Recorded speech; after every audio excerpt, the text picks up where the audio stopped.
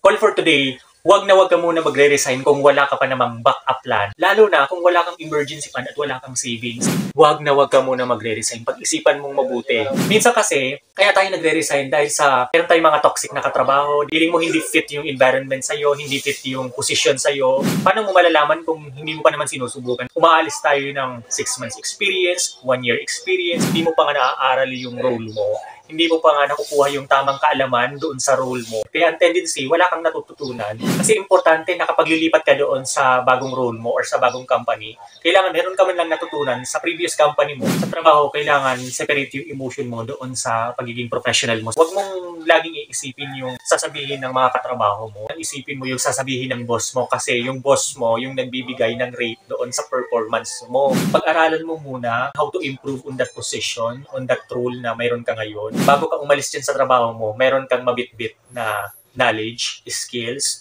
di ba, na pwede mong magamit doon sa next job or next company na papasukan.